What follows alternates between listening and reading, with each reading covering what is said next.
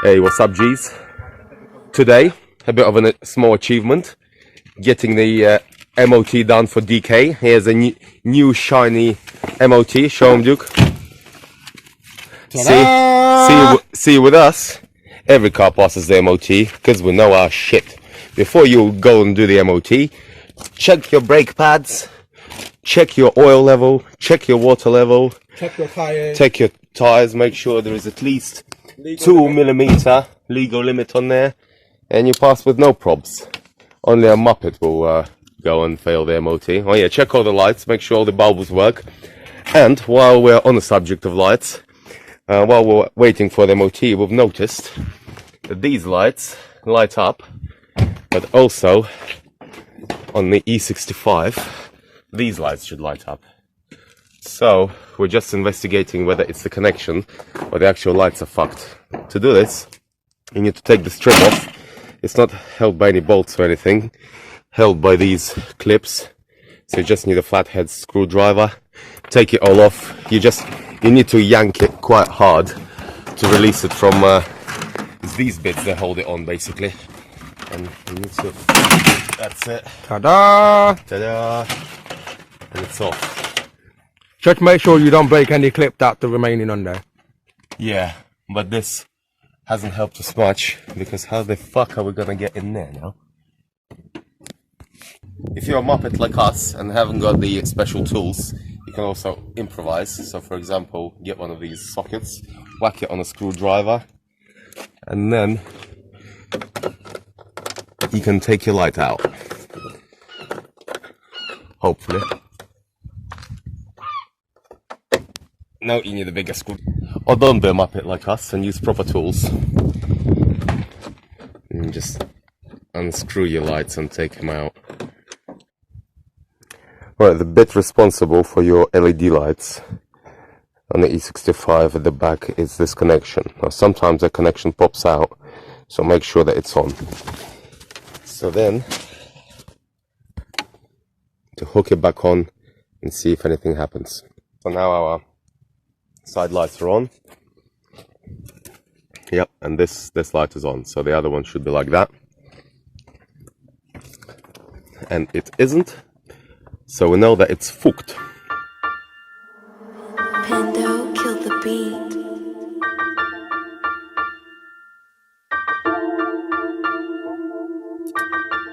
Right, the lights are off, and I think I've noticed maybe why that LED light here is a bit temperamental. There is a hole right through, and look, there's water everywhere. And obviously we know it from the school days that if there is water in electric stuff, it's more than likely it's gonna be fucked. So I think I'm gonna dry it out. I'm gonna seal these holes up. Look, there's actually one on here as well. This is a really shit design, probably another way of BMW making the lights go fucked so that they can give you some more ratings. But anyway, we're gonna sort them out and then put some new mesh on it. To seal this hole up, you can use either sealant. I haven't got any to hand, so I'm just gonna use some super glue gel. And this will seal any cracks. To be on the safe side, I'm also gonna put some sellotape over it. If your light is clear, obviously it's not ideal, but I'm gonna put mesh over it so you won't be able to see it anyway. So just make sure that it's completely sealed this way. So hopefully no water will get through it anymore.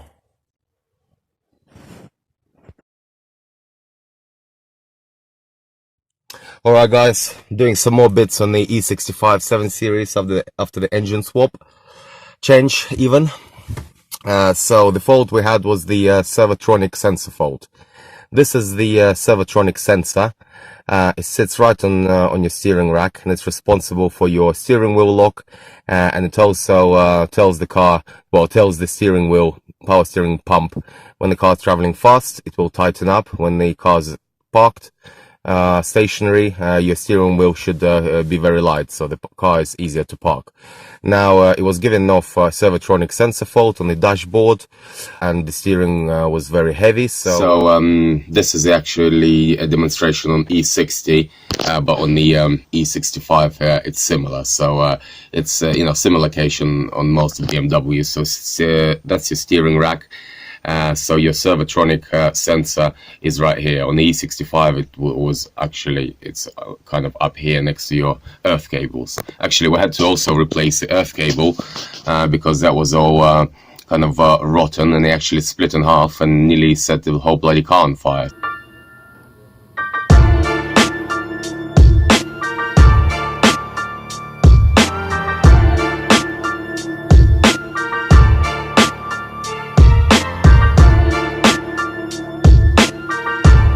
So make sure when you do major kind of overhaul of the vehicle, make sure you change the earth wire that kind of goes from the engine down to your chassis, and you also if you get this Servatronic sensor error, check here. Ours actually snapped just here, snapped off, and the wire was kind of tucked behind there somehow, so we thought this was actually part of the same piece. We couldn't see where it was connected. Actually, we couldn't actually see it was connected because it wasn't. This thing snapped off. So the actual bit that snapped off, it didn't just come disconnected. Unfortunately, I can't get under there and show you, but it was this whole plastic bit just completely came off. So obviously there is no connection to it, and hence it's not working. This part is also responsible for the steering wheel lock, so the steering wheel not lock basically when stationary. So good old eBay. We're gonna have a look at all kinds of prices here. For some reason I couldn't find any in the UK. I found the cheapest one here, not too bad, in Lithuania, £31 including postage, so we're gonna give that a go. Oh yeah, just to say about the Eastern European bloc for big Beamers, Mercs, etc.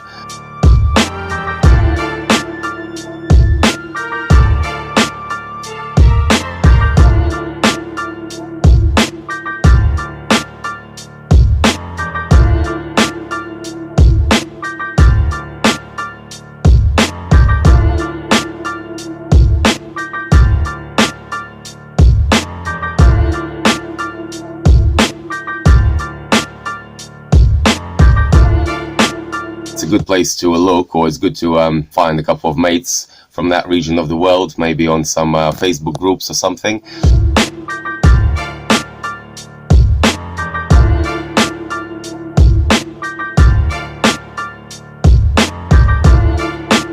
Because Eastern Europeans, including myself, love big old Beamers, so a lot of them tend to get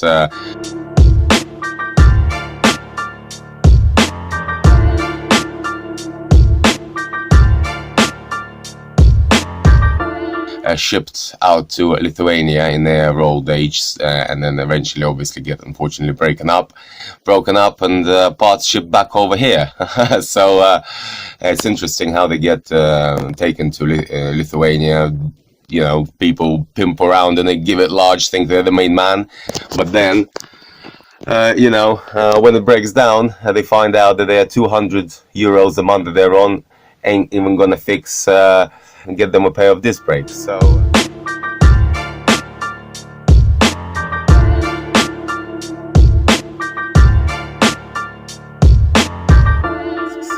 so they end up scrapping the car to make some money to feed their poor kids and the wife who's about to chuck him away and let him live in his 7 Series BMW.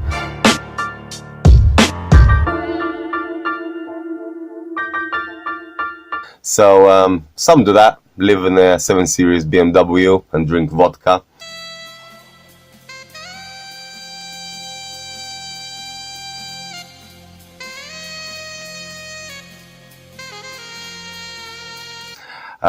But some, take their cars apart and send them back to UK. So suckers like us can get the parts, but at least, we can get them cheaper. So yeah, check out Poland, Lithuania, Latvia, all good places to get bits for big Beamers.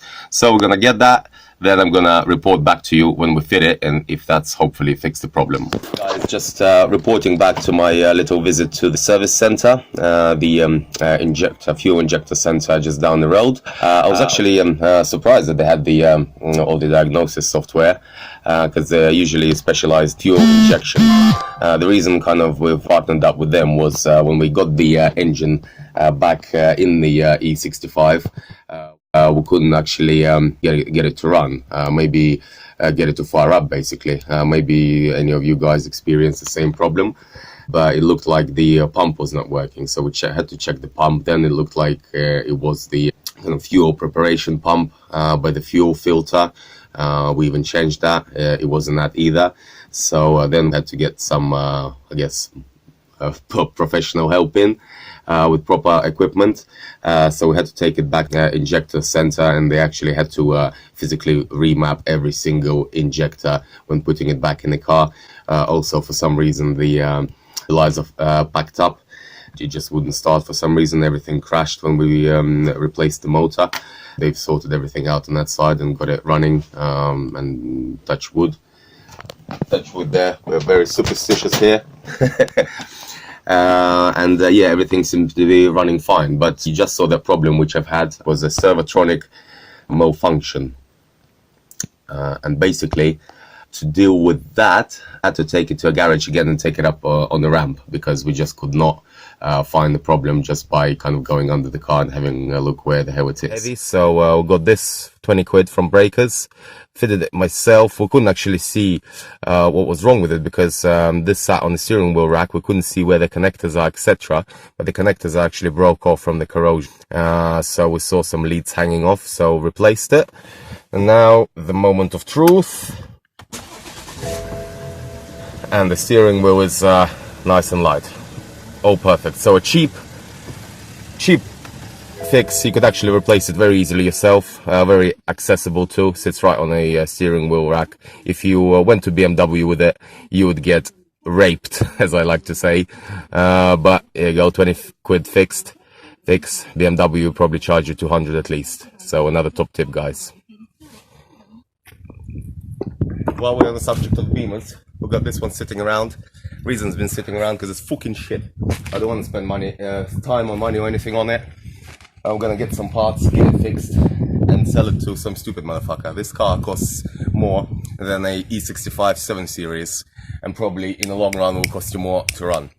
So the reason why I'm probably one of the only few with the E65 in Eastbourne, because generally in Eastbourne, general population are stupid motherfuckers. That's why this car's gonna sell well.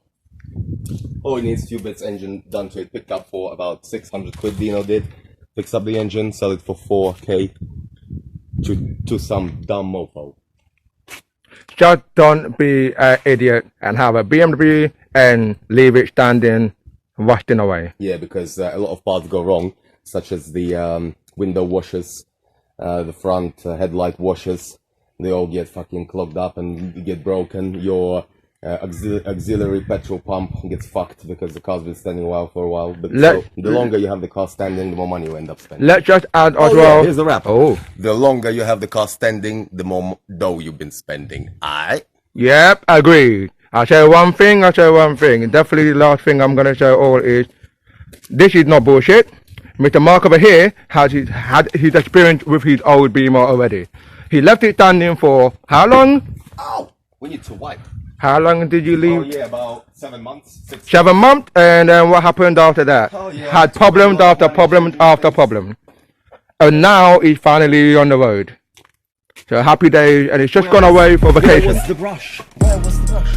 Hold on one second. Let's just pause this video for a minute.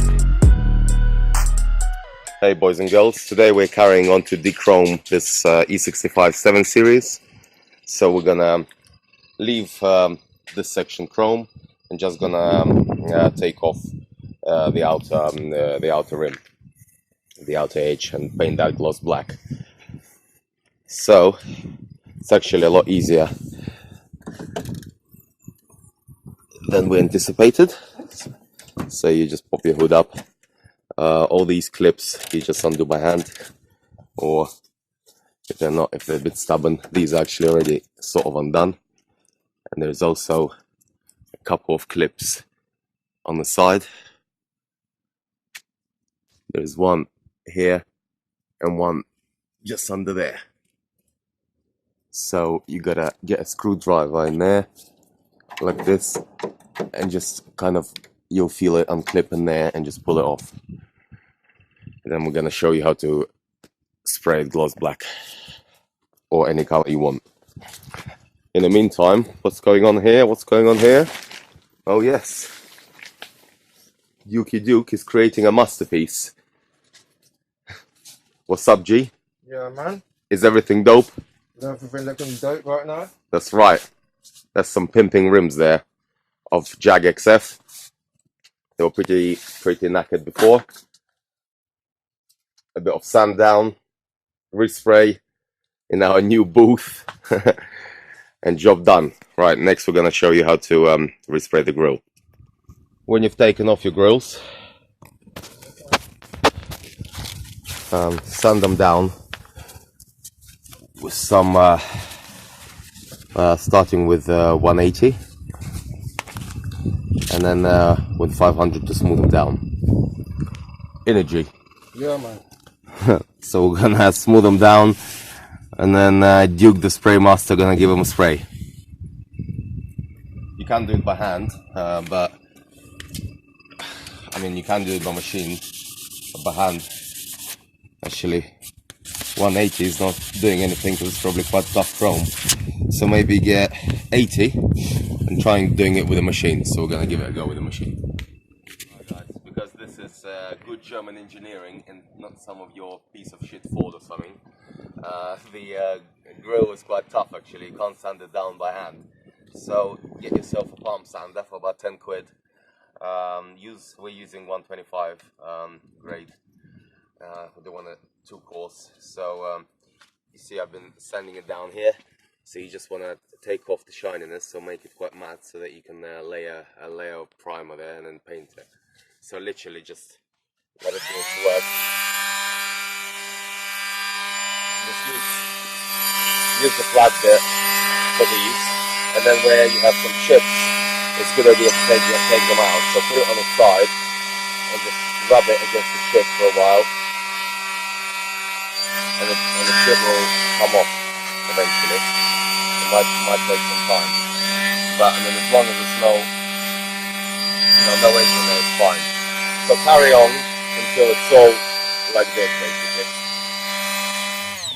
Yo, Spray Master Duke is on the decks. Careful you don't elbow those wheels you just did, Master Duke.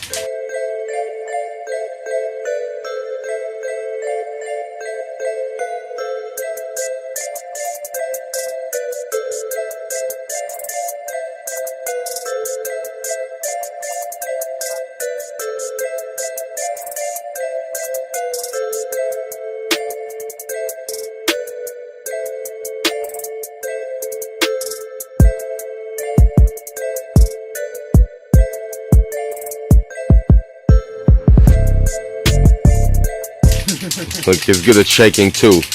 No wonder he spends so much time indoors having his private time.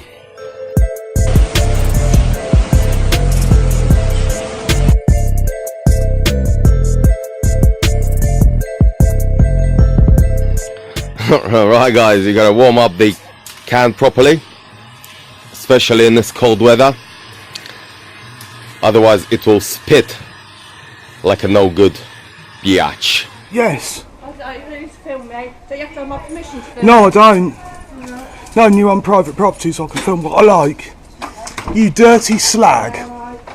So what that means, Yeah, you.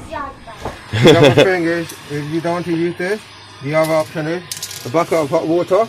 At the moment it is cold, but if you have a boiling hot water, it's even better, but we couldn't be bothered to boil so many kettles. Right, hit it, Duke. So guys, we've obviously, yeah, let me quickly explain. Taking these grills off, they are plastic, but they actually look like metal, and they are very tough. So we had to use 80 grade sandpaper to grind down all the shiny chrome, so that the area is nice and matty, and we're ready for laying the primer on. Don't be stingy with the grill on paint, primer and lacquer, as it has to be strong, has to be good layer. So go on, hit it, G.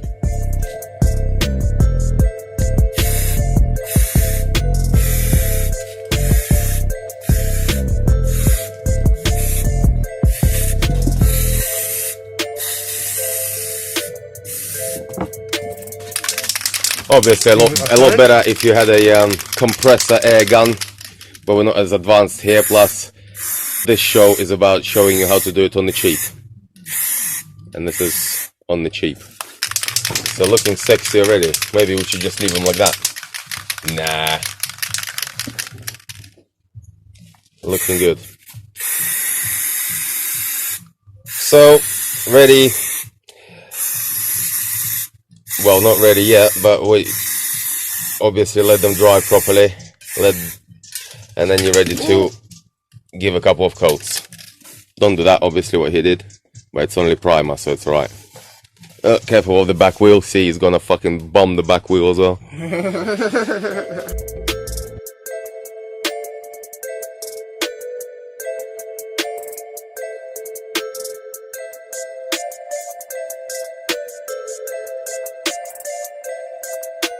Alright, nice one.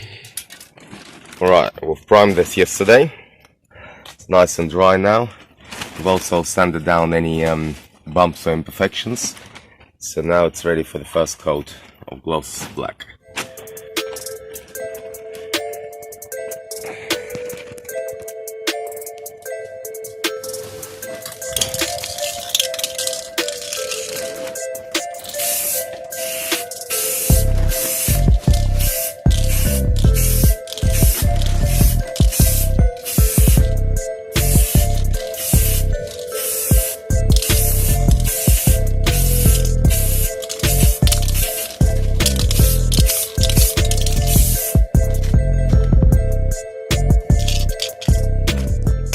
First coat is laid down. Do the first coat fairly thin. Let it dry for a good hour or so, because it really needs to stick good. Don't put too much on in the first coat, so that it doesn't run. So it's nice and smooth. After about 40 minutes, first coat is nice and touch dry. So you're ready for the second coat.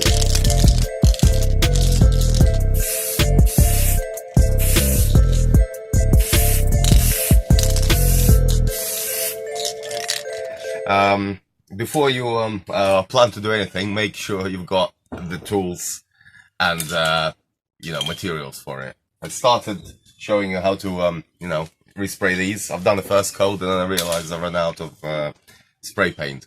So here we are. We've got some spray paint, nice and cheap, about £1 there. Plus, it's a good idea to get yourself one of these, also about £1, air duster. If any air gets on your paintwork, you don't want to paint over it. So just give it a quick blast. Make sure all the air cleans out any dust off of it. And now give it a good shake as usual, as you do every day. And give it a nice thick second coat. And then you're ready for lacquer. Lacquering probably about 2-3 coats as well.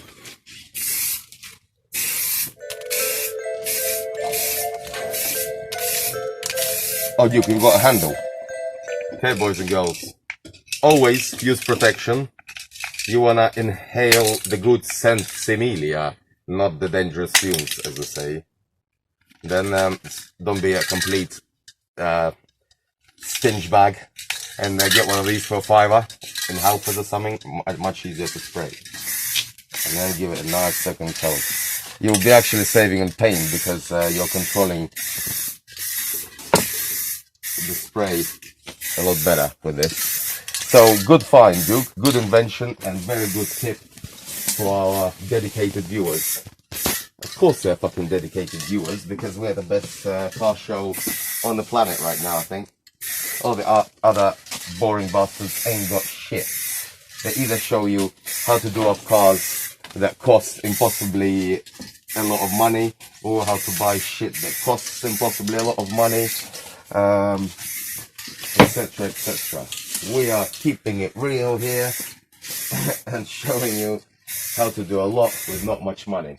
So that's what we're all about, boys and girls. So make sure you subscribe and you'll see a lot of cars being done and a lot of shit being done which you never have even thought of. Right, I think that's enough. And then we're gonna lacquer this bad boy.